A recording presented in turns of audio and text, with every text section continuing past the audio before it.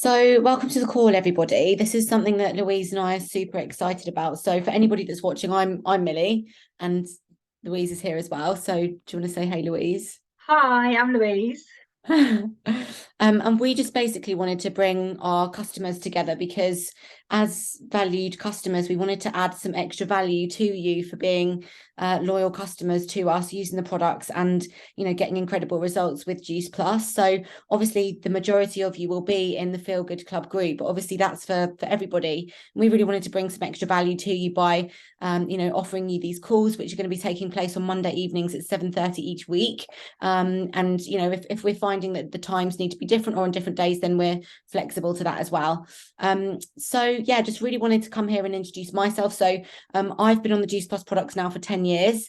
It's been an absolutely incredible journey, and I've had unimaginable results from I started because I had really bad acne, to the point where I'd tried all the medication and nothing worked for me, and just found Juice Plus by chance. It was the fruits, veg and berry capsules, and decided to take them as a kind of like last resort, and had such incredible results. From a couple of weeks in, my energy was better, my skin was better. I started to go to the gym before I went to work, and just felt like a better version of myself. My skin started to get much better. And then gradually, as time went on, I ended up adding in more of the products. And, over the 10 years, I've dropped body fat. My hair's become, I used to wear three sets of hair extensions. And I've also gone on a massive fitness journey. I've stood on stage as a bikini athlete, which definitely isn't healthy, by the way, just in case you're wondering. It was just something that we decided to do as a kind of a challenge. But really was able to use all the Juice Plus products to keep me in the healthiest and most mentally and emotionally, physically best shape possible, because it was so challenging. But the Juice Plus products have supported me through so many things, health wise, and it's been incredible. So just in a nutshell, that's my journey really. Louise, do you want to just jump on and just share how you got started? Yeah, sure. So I've been on the products now for five, coming up 6 months, I think. And I got introduced to products because I was really struggling at the time with my hormones. So I was really struggling every single month with perimenopause symptoms kicking in. So I was struggling to sleep at night because I had glands up under my arms so huge that I could hardly move my arms. I was in so much pain. I was feeling sick, dizzy, tired throughout the day. My moods were horrendous. My skin was dry, and my hair wouldn't grow. My nails all broke off. And I was just losing my appetite, had no energy, and just fatigued from the minute I woke up to the minute I went to bed, for probably 7 to 10 days every single month. So it was getting worse and worse every single month, and I was miserable. So I thought, you know what, I'm going to give these a go. I'm seeing people feeling so energized and looking so healthy all the time. And as a background in nutrition, I'm a nutrition coach, and I just thought, you know what, I'm going to give them a go. Why not? And again, same as Millie, seen such incredible results. So everything that I just mentioned has now completely gone. My energy levels have never been better, and felt more focused, more healthy, more alert. And just been on an absolutely incredible journey. So now I'm supporting other people to do the same, to feel as healthy and alive as I do, through using these incredible products. So yeah, it's been amazing, and it's only been just a few short months. Oh, I love that. It's such an inspiring story. And like you say, it's been like you're still right at the start of your journey, really, aren't you? It's been so new for you, Yeah. which is amazing. So thank you for sharing, Louise. So we just really wanted to give everybody a chance to kind of ask any questions, if there was anything about nutrition that you guys wanted to ask us. And of course, we've got a kind of a small call tonight, which is absolutely fine. So if there's any questions, then please either unmute yourself or pop in the comments box and just let us know. But really, so this week, what we're focusing on in the Feel Good Club is Sleep Week. We've just done a really cool live. Louise has just given lots of information. So, Lou, do you want to just kind of drop a little, like a few things about sleeping and why it's so important? Yeah, absolutely. So people don't realize that if you don't get enough sleep, your body can actually hold on to body fat. When you're exercising and you're trying to lose body fat and drop body fat, your body will actually hold on to body fat and store that. Rather than lose it, it will actually retain body fat and lose muscle mass. So when you're actually contradicting what you're trying to achieve with your exercise. So if that's something that you're into, is trying to get healthier, trying to lose body fat and feel a bit more healthier in your body shape, it's going to be contradicting. It's going to be made a lot more difficult by not getting enough sleep. Not getting enough sleep also contributes to gaining weight, being overweight, and increases your chance of getting type 2 diabetes. So it's a massive health risk not getting enough sleep. People just take it for granted so much. Oh, I'll just go to bed whenever. It just doesn't matter how much sleep I get, I'm always fine. But it has actually been proven that not getting less than 6 hours sleep for just 10 days straight is the same, it gives you the same brain function as having no sleep for 24 hours. So it's a massive shock to the system, really, to consistently getting less than 6 hours sleep. You're going to be having impaired brain performance. So it's maybe something that you're all the time saying, oh, my memory's so terrible. Oh, I just don't concentrate anymore. Oh, I just can't. And just making excuses all the time. And really, you can actually link it back to your sleep. And you can link it back to, what it is that's linked to your sleep. So things like refined sugar will keep you awake at night. Caffeine, alcohol impairs your sleep. Things like not going to bed at a consistent time, not waking up at a consistent time, not allowing your body to wind down in the evening. So things like screens are so important to remove from your routine if you can, for at least half an hour before bedtime, to allow your body and your brain to start to mentally switch off. What we want to do is be able to reduce our cortisol levels within the period of time leading up to bedtime. So we want to flip our body from fight or flight mode, emptying the dishwasher, putting the washing away, packing the lunch boxes, rushing around the house, and we want to flip it into rest and digest mode. So your body will actually then absorb all your nutrients from your food that you've eaten throughout the day as you're going through the night, as you're resting and digesting. If you're not getting enough sleep, and if you're not allowing your body to settle and rest and do that, it doesn't absorb the nutrients from your food. So not getting enough sleep can actually negatively impact your digestion. So it really is absolutely huge and critical to a long and healthy life, and adopting a healthier lifestyle. If you're not getting enough sleep, you're actually putting yourself at a disadvantage when you're trying to adopt a healthier lifestyle. Yeah, absolutely love that, Louise. And it's such a massive thing, isn't it? Like, we can really overlook how important sleep is, by, the jobs that we do, staying up really late. And one of the things that I think is a problem for a lot of people nowadays is that getting into bed with your mobile phone and scrolling. I'm definitely guilty of that. I don't know if anybody else is, but laying in bed, watching a TikTok, and by next thing you know, it's like an hour later and you've gone down a scroll hole and you're like, oh my God, like, I'm so tired and I didn't even realize, like, it's a really dangerous thing. So one of my challenges that I'm going to be doing, because sleeping is definitely something that I will be working upon, because I'm, like I said on the live, like, I love life. Like, I'm excited about everything, and going to bed too early, just don't know, it's just not something that I've ever done. But obviously the benefits of having really good sleep totally outweighs, staying up late and doing those scrolling and all things like that. So one of the things that I'm definitely going to do is I'm going to buy myself an alarm clock, and I'm going to keep my phone downstairs and charge my phone downstairs. That's something that I must do. I've been saying that for ages, but I'm going to do it this week because it's sleep week. Because also, don't forget, phones have radiation, and radiation can really disrupt your hormones. It can disrupt your actual sleep when you are asleep. It can disrupt your sleeping rhythm. So it's really important to keep your phone like well away from yourself. I know that years ago I used to sleep with my phone under my pillow, like by my head. Like, it's not good for us. So that's one of the things that I would definitely recommend. And the other thing that I've also really found that's really helpful is not just having a morning routine, but having an evening routine. So again, like, figuring out what time you want to go to bed by counting 8 hours back from the time that you get up. Give yourself a little bit more time, so 8.5 hours to get into bed, relax, and just get yourself comfortable for the 8 hours sleep. And then prior to that, what are your movements to bed? Like, what is your hygiene routine? Do you journal at night? What about, like, taking your clothes off and tidying up a bit? Like, what is your routine? Because, like Louise said, you must actually finish all your activities. Is it like by 9 o'clock, did you say, Louise? By 9 o'clock, you want to have all of your jobs done. Yeah. Mm-hmm. Yeah. So really, like, having that evening routine is going to help you slow down, feel better, and by not having screens for like half an hour before you sleep, it can be really powerful. And I actually feel really excited about doing this, because I'm definitely somebody who goes to bed with my phone and scrolls. It's Yeah. just a habit. Like, it's really bad. Like, love to watch. I think, oh, I'm just going to wind down. I'm just going to watch TikToks and, all of those things. So really, it's an addiction. It really is. And I am addicted to my phone at nighttime, getting on TikTok, and it's like a dopamine response, isn't it? You want to see something exciting or like that makes you feel something, when actually you just want to go to bed with a nice book.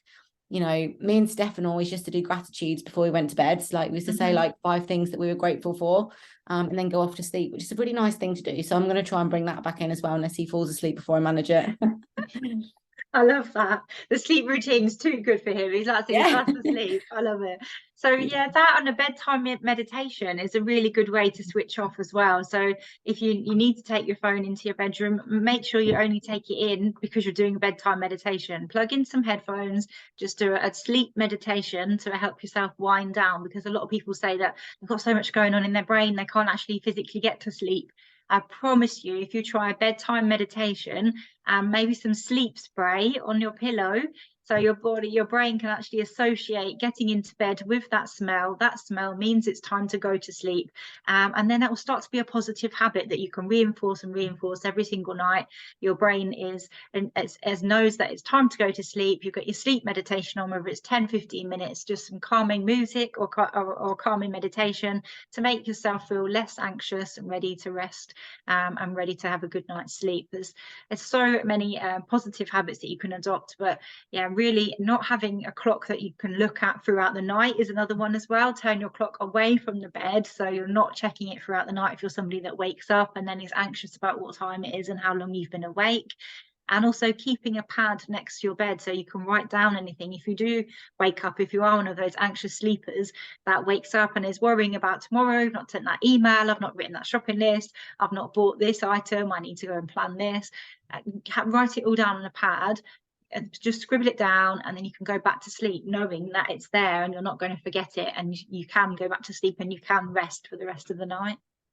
Yeah, absolutely love that. I know that I've kept a pad next to my bed in the night before to write down my dreams. Like, I've woken up sometimes in the night and been like, oh my God, I need to write things down, have an idea. So I think it's a really good thing. And if you are somebody that is a bit anxious or you struggle with getting to sleep, like, it's a really good way to kind of like brain dump all of the things out of your brain, so you can actually just go, oh, it's all out. Like, I can just like relax, hit the pillow, and think about things. And I always used to be quite, when I was a kid, I was a really like terrible sleeper as well. My mum used to give me different bark remedies. I don't know if you've heard of those, Louise, but bark remedies are like little natural drops. Their bark does rescue remedy, which you can buy, like, and they suggest you have before things like driving tests and exams, to kind of relax you. And bark does lots of other like nature drops from different things like chamomile and all kind of like different barks and things, and plants. And I used to have like a mix of those, and that used to really help. So have a think about, like, can you have something like, I know ashwagandha is really good for sleeping, chamomile as well, but also I know the girls that are on here, if you have your omegas, these before you go to bed, Louise, they're so good, aren't they, in the evening? Omegas actually help you to sleep better. Massively. They're so good for especially around that time of the month as well, reducing hormonal symptoms at night. So if you ever find you get restless legs, if you ever find that you're awake with cramps, if you're hot and you're getting sweats during the night, if you're dreaming, omegas are amazing to take at night time because they're incredible for a restorative and restful sleep. And also if you're someone that struggles with inflammation, like struggling with joint pain, so struggles to sleep because you've got inflammation in your joints, that again, take those at night time because they're going to help impact your sleep. They're amazing because they just work to clear out the toxins to make your cell lining spongy so the toxins can get out.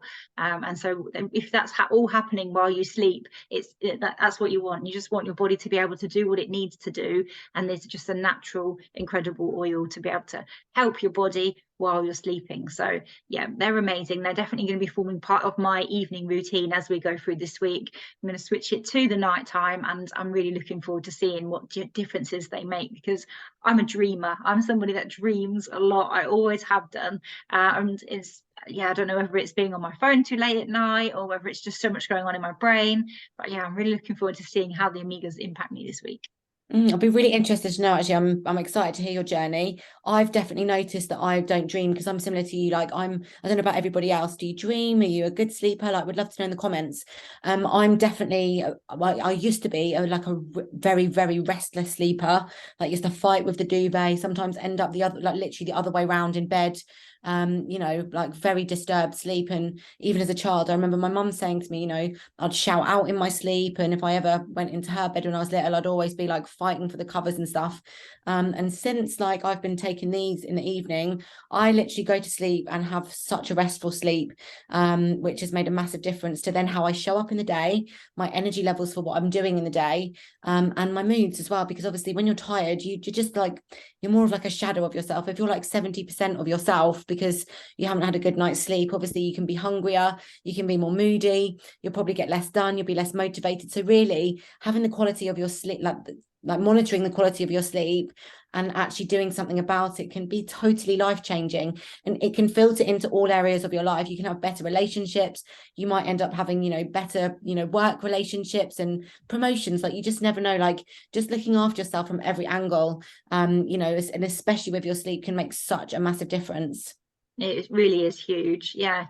I see that Emma's put a comment to say, I feel like I've never really slept properly because I constantly dream. Oh, So it'd be interesting. really interesting for you to try and switch your omegas to your part of your evening routine, or take them as part of your bedtime routine, and just see how that goes. Because and hopefully implement some of these positive habits as well, Emma, and just see how that goes for you this week, because I know it's definitely something that's going to really benefit you and your health goals as well.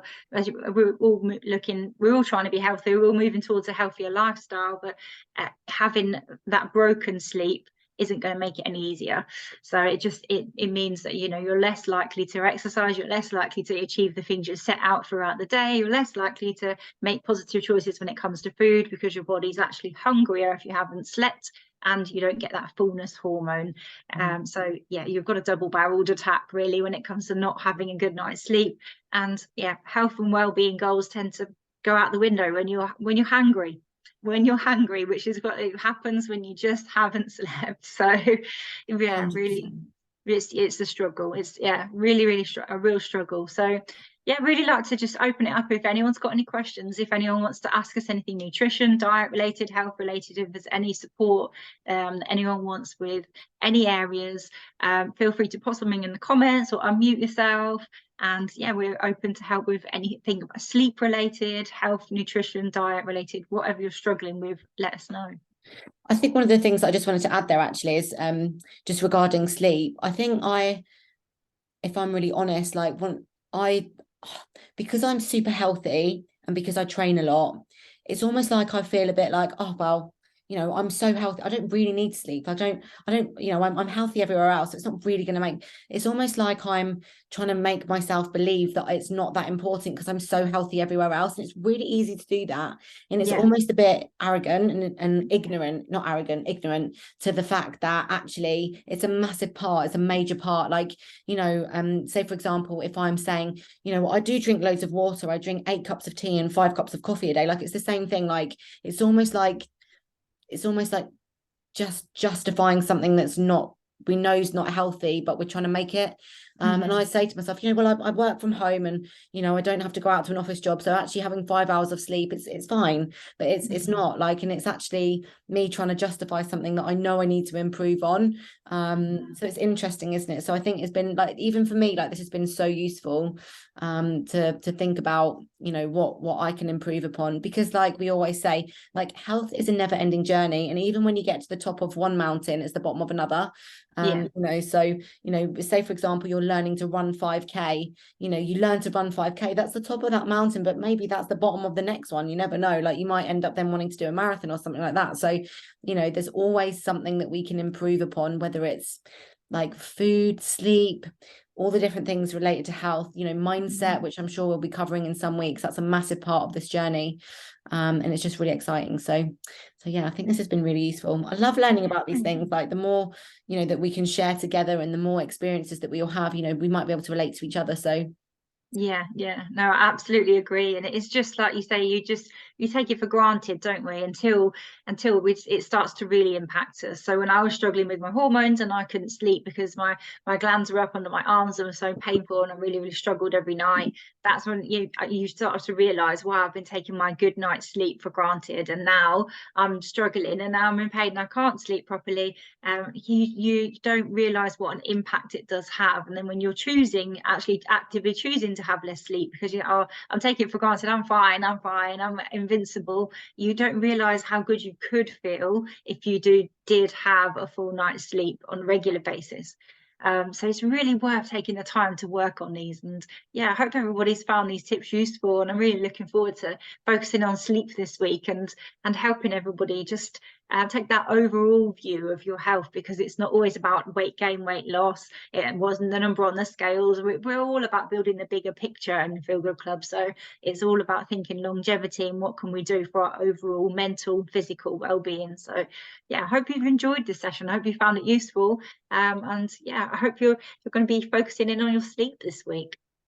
Absolutely love that. Thank you, Louise. Thanks so much for the tips. And yeah, I hope it's been useful for everybody. So we will be back next week at 7:30. And what we were planning to do as well is just to create like a little messenger chat for everybody. Not to necessarily chat, but just for us to give some more tips and value. So we'll add you into that. And if you don't want to be in it, then obviously you can just take yourselves out. But what we'll do is we'll get started by adding you girls in. And then as people come week by week, we can build on that as well. So thank you so much for being here this evening, Natasha. It's so nice to see you in real life for the first time. So great. And your cute little doggy. Ems, it's lovely to hear you as well. I hope you're well, lovely. There you are. Nice to see you. And great to have you here as well, Debbie. Thank you so much for joining. Nice. Thank you, Debbie. Thanks. Sorry, I'm in my pajamas, so I'm not on camera. Oh, no, that's absolutely fine. No worries, Debbie. Well, thank you so much for joining. That's okay. Thank you. Oh, you're welcome. All right, ladies. Well, have a wonderful, wonderful week. Let's crush this sleep. Like I said, I'm live in the group tomorrow at 7 a.m. To set a little sleep challenge for the week. So have a good one. It's great to see you all, and we'll see you next week. See you soon. Bye. Bye, Louise. See you later.